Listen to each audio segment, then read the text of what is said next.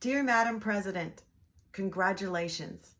You have no doubt won this historic election and set a precedent for generations to come.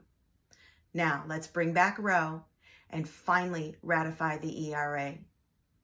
My name is Ami Warner, and I'm not only a proud feminist, mother, cannabis activist, and queer veteran, but also the owner and formulator of the longest-running cannabis topical company in the country. Cannabis Basics will be celebrating 30 years in July of 2025. Back in January of 2015, I co-authored and citizen lobbied Washington state legislation to allow low-level THC non-intoxicating topical applications to be sold in the mainstream marketplace. Cannabis Health and Beauty Aids, CHABA, or RCW 69.50.575, defines, removes from our state's Controlled Substances Act, and allows for these products to not only be sold in mainstream stores like grocery stores and health food stores, but also allows for their use in the scope of practice for licensed healthcare professionals in the state of Washington. This law was signed by Governor Inslee and enacted in July of 2015. Almost 10 years later, and without any negative incident, Washington state remains the only state in the entire country with this law on its books. A federal law that follows this pathway would be a dream come true. However, I have more urgent business survival needs. I am writing to ask for your help. My journey as a cannabis topical pioneer has been filled with misinformation, an ever-changing legal landscape, the onslaught of inferior CBD products, COVID, and just about every other barrier to success that a manufacturer could face.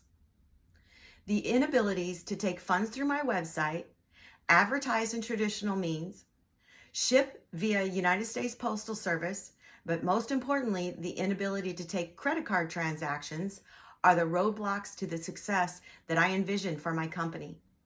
After 7 years, PayPal recently canceled my account because they discovered that these non-intoxicating topical applications do in fact have low levels of THC in them. Currently, our only way to take payment is via old school checks.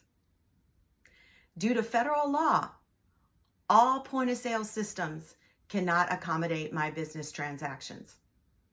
All of these issues would be remedied by descheduling and decriminalizing marijuana.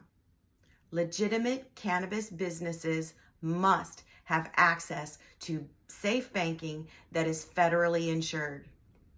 For context, I've enclosed this Cannabis Now magazine with President Obama on the cover and myself or my company within its pages several times, once as an industry thought leader. Back in 2012, I wrote President Obama a similar letter that was not answered, but he was a very busy man.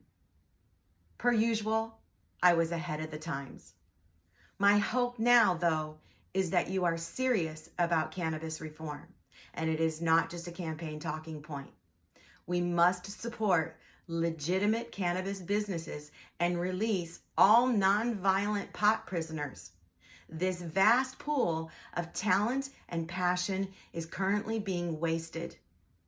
A copy of this letter and the Cannabis Now magazine was also shipped to Senator Murray, Senator Cantwell, Rep. Jayapal, Dr. Sanjay Gupta, and Caitlin Collins of CNN, and Rachel Maddow of MSNBC.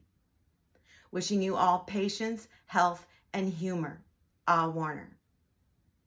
So if you've made it to the end of this video, thank you so much for listening. Subscribe, like, and share, but most importantly, please go vote.